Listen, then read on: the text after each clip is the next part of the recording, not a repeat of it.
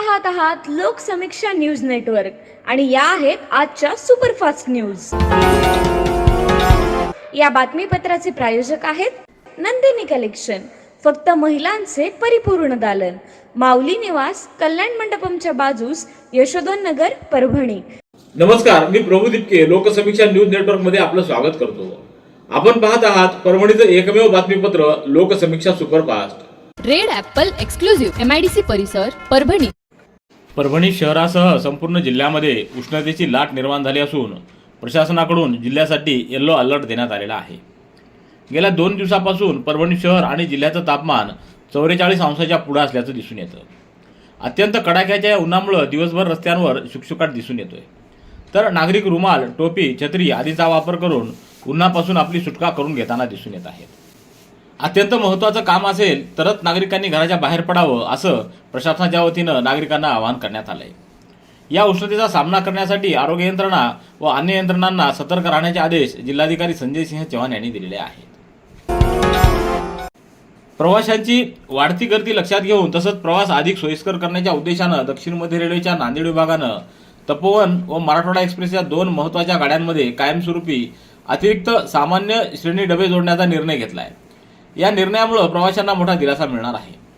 Tapovan express आणि Marathwada express या गाड्यांमध्ये प्रत्येकी 2 सामान्य श्रेणीचे डबे वाढवण्यात येणार असून गाडीची एकूण रचना 18 डब्यांवरून 20 डब्यांची करण्यात येणार आहे।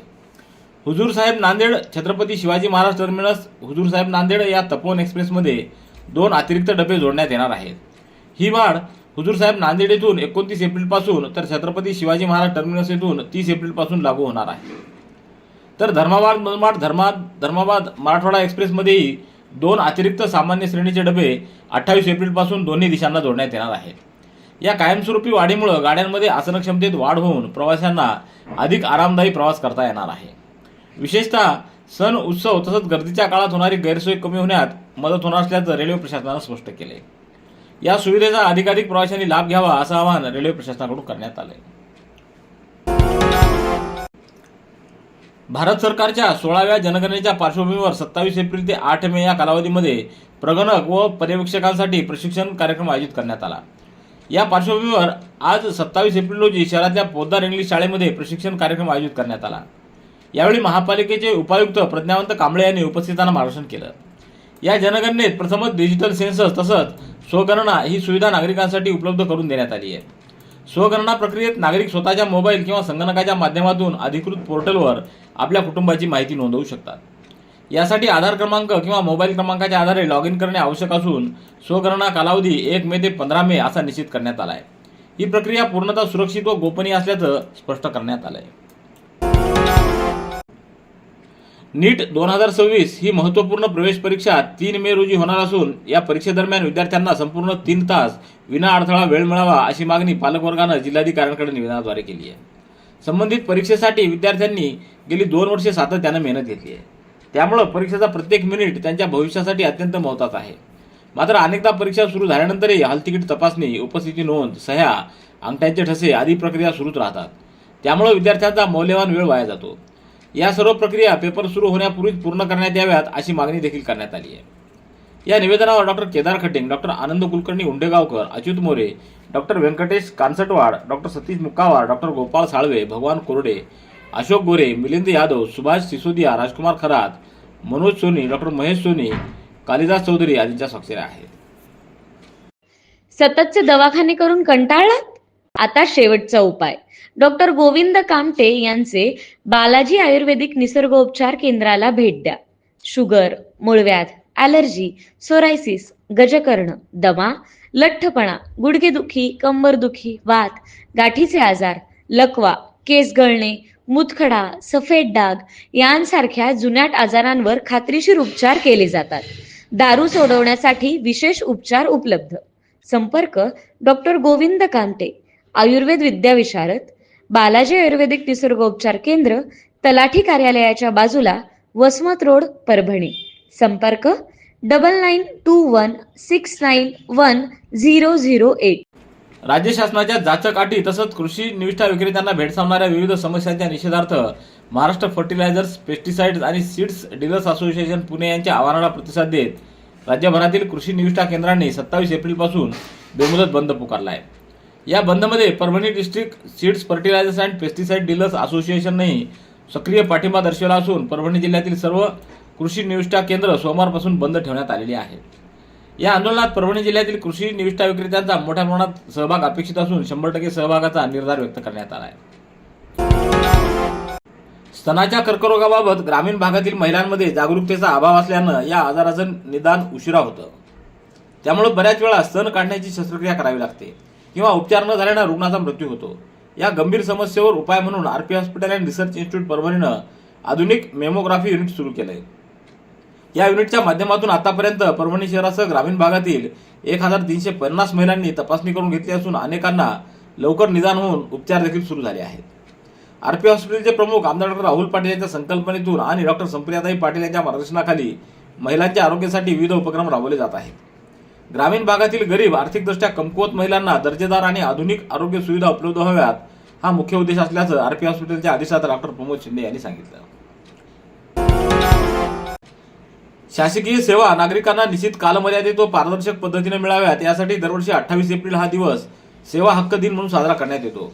हा दिवस विविध उपक्रम राबवून जनसहभागासह साजरा करावा व नागरिकांमध्ये महाराष्ट्र लोकसेवा हक्क अधिनियम 2015 बाबत तसंच आपले सरकार पोर्टल मार्फत ऑनलाईन उपलब्ध सेवांबाबत जनजागृती करण्याच्या सूचना विभाग प्रमुखांना जिल्हा प्रशासनाने दिल्या आहेत। जिल्हा व ग्राम पातळीवर सेवा हक्क दिन विविध उपक्रमांनी साजरा करण्याच्या अनुषंगानं महाराष्ट्र राज्य सेवा हक्क आयोगानं कार्यक्रमाची रूपरेषा दिली आहे। त्यानुसार सर्व विभाग प्रमुखांनी सेवा हक्क दिन साजरा करावा असं सूचित करण्यात आलंय। महाराष्ट्र शासनाच्या जिल्हा कौशल्य विकास रोजगार व उद्योजकता मार्गदर्शन केंद्र परभणी व शासकीय औद्योगिक प्रशिक्षण संस्था परभणी यांच्या संयुक्त विद्यमानं सुशिक्षित बेरोजगार उमेदवारांसाठी शिकवा आणि कमावा उपक्रमांतर्गत प्लेसमेंट ड्राईव्हचं 30 एप्रिल रोजी सकाळी 11:30 वाजता ITI इथं आयोजन करण्यात आलेलं आहे। निवड झालेल्या उमेदवारांना प्रथम वर्षासाठी दरमहा 15,815 व द्वितीय वर्षासाठी 17,615 इतकं विद्यावेतन देण्यात येणार आहे। 2 वर्षाचं प्रशिक्षण पूर्ण केल्यानंतर उमेदवारांना 1 वर्षाच्या अप्रेंटिसशिपसाठी पात्रता मिळणार आहे। Red Apple furniture, smart furniture for smart people, exclusive Parbhani शहरातील भव्य शोरूम रेड ॲपल एक्सक्लुझिव्ह, भारतातील स्मार्ट फर्निचर ब्रँड आता आपल्या परभणी शहरामध्ये। हो आता आपल्या परभणी शहरामध्ये या अंतर्गत ऑफिस, बेडरूम, डायनिंग, लिव्हिंग इत्यादी प्रकारचे फर्निचर आपणास मिळेल। Bedroom set, bed, dressing table, sofa set, कपाट, डायनिंग टेबल, टीपॉय आणि स्टील फर्निचर इत्यादी सर्व प्रकारचे फर्निचर तेही आकर्षक किमतीमध्ये उपलब्ध आहे। एक वेळ अवश्य भेट द्या। रेड ॲपल फर्निचर, MIDC परिसर, भारतीय स्टेट बँकेच्या जवळ, परभणी। दक्षिण मध्य रेल्वेच्या नांदेड विभागातील रेल्वे सुरक्षा दलाच्या CIB नांदेड व GRP नांदेड यांनी संयुक्त कारवाई करत ऑपरेशन यात्री सुरक्षा अंतर्गत फरार असलेल्या महिला नशा देऊन चोरी करणाऱ्या आरोपीला 26 एप्रिल रोजी सिकंदराबाद रेल्वे स्थानकावर अटक केली आहे। तिच्याकडून 1,40,860 इतकी रोख रक्कम, सोन्याचे दागिने, मोबाईल फोन तसंच इतर वस्तू जप्त करण्यात आल्या। या प्रकरणात GRP छत्रपती संभाजीनगर CSPN इथं गुन्हा नोंदवण्यात आला आहे। हा प्रकार 5 आणि 6 एप्रिलच्या दरम्यान ट्रेन क्रमांक 17-205 एक्सप्रेसच्या पहिल्या डब्यामध्ये परभणी दरम्यान घडला होता। या घटनेत एक महिला प्रवाशाला नशा देऊन तिच्याकडे अंदाजे 50 ग्रॅम सोन्याचे दागिने चोरी करण्यात आलेले होते। श्री हनुमान जन्मोत्सव समिती व विश्व हिंदू परिषद बजरंग दल वाढवण्याच्या वतीनं श्री रामनवमी व हनुमान जन्मोत्सवानिमित्त रील्स व ब्लॉग स्पर्धा घेण्यात आली होती। या स्पर्धेमध्ये परभणी येथील दिनेश नरवाडकर यांचे पुत्र वरद नरवाडकर यांनी प्रथम क्रमांक पटकावला आहे। वरदच्या या यशाबद्दल त्याचं सर्व स्तरातून अभिनंदन करण्यात आले। जिंतूरच्या कृषी उत्पन्न बाजार समितीच्या पाठीमागे असलेल्या नाफेड खरेदी केंद्राच्या शेडमध्ये 27 एप्रिल रोजी लागलेल्या आगीमध्ये हरभरा व बारदाना जळून खाक झाला आहे। या घटनेत अंदाजे 1.5 ते 2 लाख रुपयाचं नुकसान झाल्याची माहिती मिळाली आहे। बाजार समितीच्या पाठीमागील मैदानात सुरू असलेल्या नाफेडच्या हरभरा खरेदी केंद्रात शेतकऱ्यांकडून खरेदी केलेला हरभरा व बारदाना साठवून ठेवण्यात आला होता। आज 27 एप्रिल रोजी सकाळी 7:30च्या सुमाराला अचानक शेडमधून धूर व जाळ उठताना दिसल्यानं परिसरात एकच खळबळ उडाली। रेड ॲपल एक्सक्लुझिव्ह, MIDC परिसर, परभणी। याबरोबरचे बातमीपत्र संपलं। पुन्हा भेटूया उद्याच्या सुपरफास्ट बातमीपत्रात। पाहत रहा लोकसमीक्षा। तुम्हाला हे बातमीपत्र कसं वाटलं याबद्दल आपली प्रतिक्रिया नोंदवा। दररोजचे अपडेट्स मिळवण्यासाठी लोकसमीक्षा चॅनलला सबस्क्राईब करा। धन्यवाद।